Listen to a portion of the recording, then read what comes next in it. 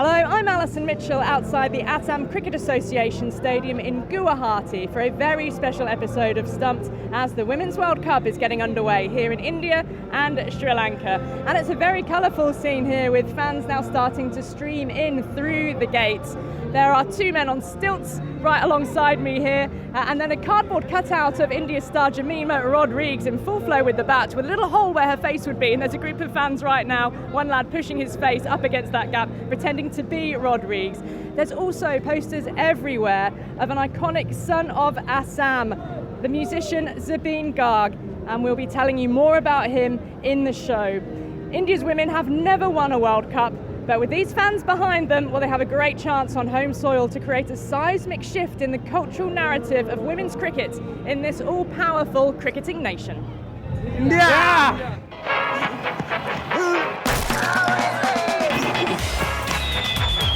Wow, what a catch! LBW, first ball. Tremendous catch, tumbling forward. From the BBC World Service, in association with ABC and Akashvani, this is Stumped. Hello, I'm Alison Mitchell and welcome to a very special edition of Stumped as I'm in India for the start of the Women's Cricket World Cup. And with me from Bangalore is Charu Sharma for Akashvani, and for the ABC, Brett Sprigg joins us from Sydney. I have to say, being in Guwahati for the opening match felt like an incredibly special occasion. For a start, I loved Guwahati, very green, the stadium, which is a brilliant facility set against the backdrop of a hilly forest reserve, and an India win, Charu, in front of a record crowd for a group stage in a Women's World Cup as well. And I have to say that 22,843 were in fine voice as well, helped perhaps by Zubeen Garg, an icon of Assam, famous musician who died. Tributes were paid to him at that opening match as well, which was also very moving. But they won. India won the opening match. That must have been some relief as well after they had a bit of a wobble. But how has it all gone down? Where you are? What a shame that here I'm in Bangalore where the original start of the tournament was meant to happen, but so be it. I think the BCCI has done very well to take the World Cup to, and I mean no disrespect to these centres, but centres which don't host too many international matches. I think Guwahati is a wonderful example, so too Indore. I think DY Patil doesn't host too many international matches. So the choice of venues has been quite appropriate for women's cricket. Again, I mean no disrespect, because they're likely to see a fair amount of crowds all the way through. And the buzz inside the stadium in terms of spectators does translate onto television quite easily as well. So I do think that in terms of viewership on television and other devices, bigger crowds at the stadium will also mean a lot. But let's hear from some of those who were in the crowd for that opening match, because as they were coming in, some had Indian shirts on, some had flags painted on their cheeks. There was one young girl coming in with her brother. She had Mandana on the back of her shirt. He had Kohli, or Virat. And it was quite a family affair. So as they were coming into the ground, I got a lot of people's thoughts ahead of the match. Hello, my name is Dishana Roman Das and I am from Nunmati, Guwahati. Why have you come today? I just want to see the first World Cup in Assam, so that's fine. Tell me how excited you are. A lot. Do you play cricket yourself? Yeah. Tell me about your cricket and tell me if you have any favourite players.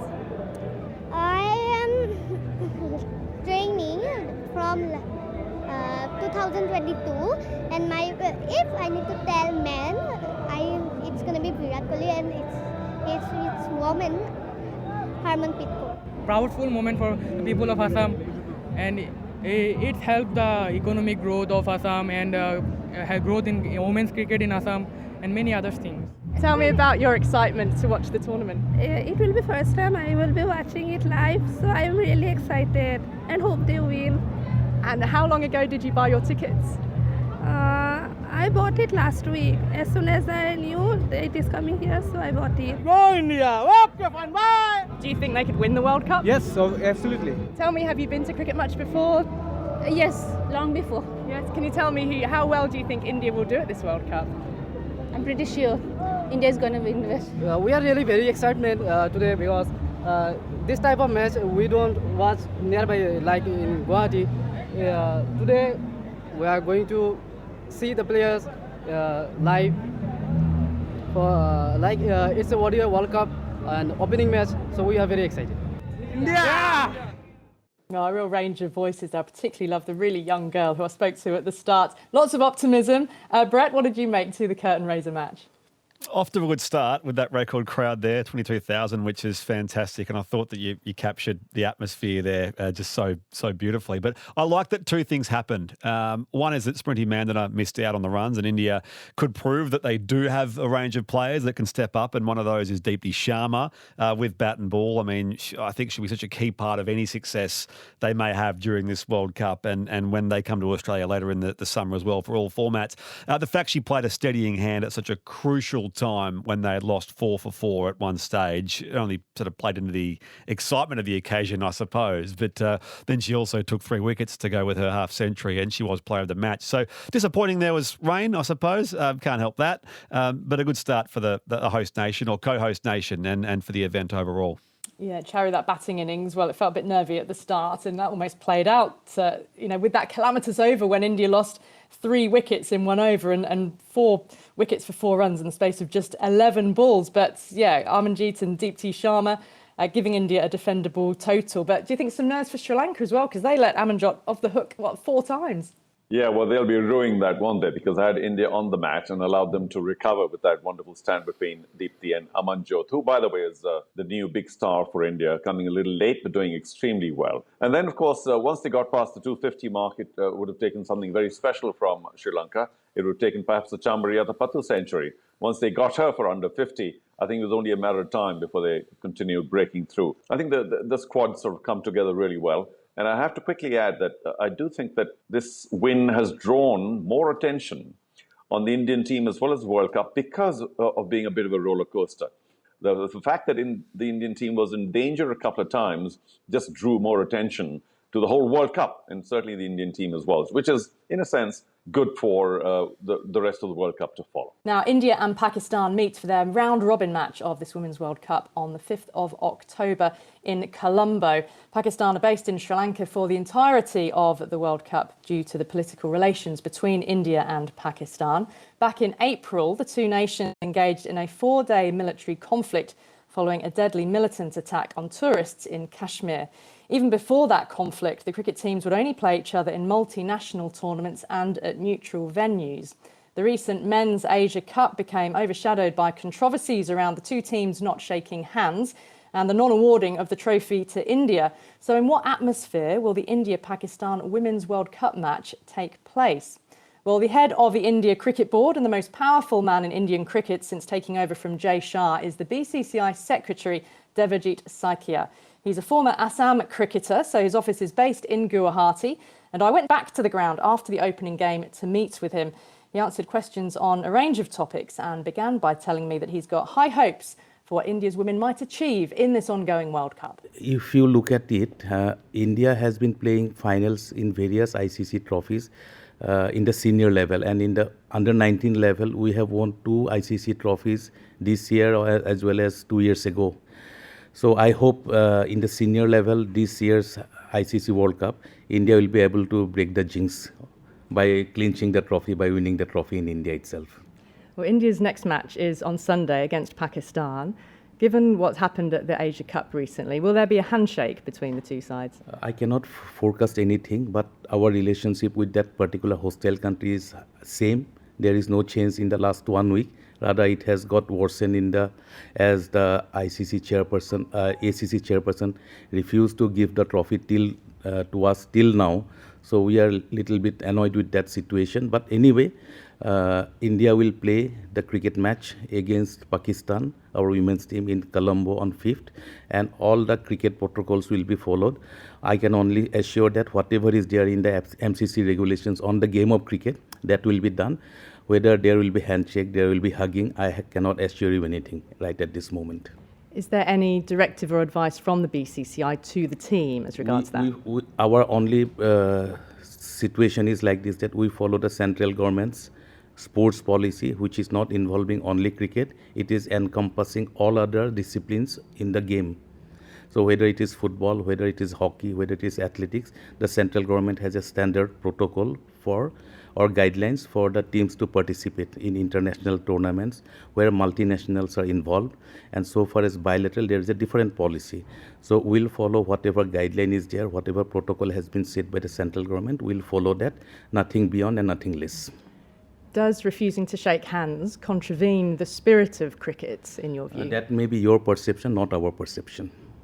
And what would you say to fans of cricket and some of those even in India on social media who like to watch cricket but without politics being involved? India is a democratic country. Everybody has their own right to express their opinion. But as a BCCI, as the government of India, whatever policy they have formulated, BCCI will go by that.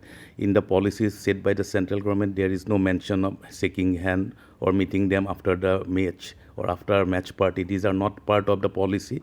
Neither policy is set by the central government nor any protocols of the BCCI regarding our players and our team officials.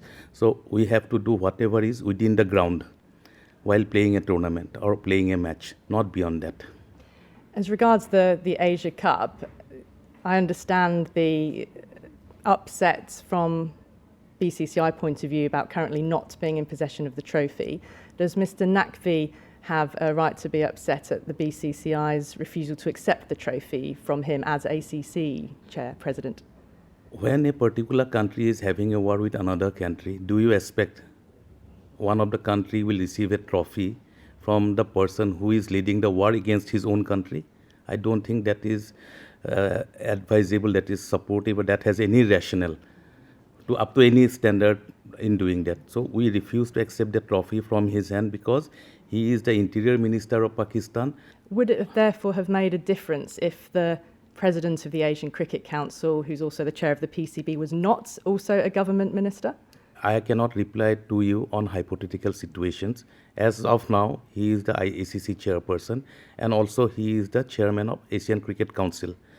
So he is having two different roles. One role is that he will lead a war against India. That is number one. And on the other hand, he is promoting cricket and holding a very responsible post, not only in Asian Cricket Council, he is also one of the board directors of ICC. So we don't expect a person who is having war against India or leading a war against India and he wants to hand over the trophy to us. In our normal understanding, in our normal situation, it is not acceptable to us and therefore we refuse to accept the trophy from his hand. He could have very easily given it to the other persons who were present on the dais to hand over the trophy and totally diffuse the situation. Having the trophy or not having the trophy doesn't make any difference because on the record books as well as on the scorecards, India is the champion. All the people who are watching the match in the stadium or through live telecast over the televisions or in the digital platform, everybody knows that who won the match. And we won all the 3 matches against Pakistan. And number 2, we won all the 7 matches of Asia Cup. So irrespective whether that trophy is with us or not, that will not dilute our position in the cricketing spectrum. Mr. Mohsin Naqvi is not here to defend his position today. One thing that Salman Agha, the Pakistan captain, said after the Asia Cup was that he believed that India were disrespecting cricket by not offering a handshake, which, albeit there is no protocol, is certainly the norm. I do not want to make any comments on the comments made by some Pakistani players. That is not my job. That doesn't come within my scope of work and I'm not a government person so far as this situation is concerned. Therefore, I would like to refrain from making any comments on their comments. Well, let's speak about the women's game here in India again. The WPL, the Women's Premier League, has been a game changer. As the women's game continues to grow, might we see a time in future when contracted Indian cricketers are restricted on playing in other franchise leagues? They currently appear in the Big Bash and the 100, for example. Could that change?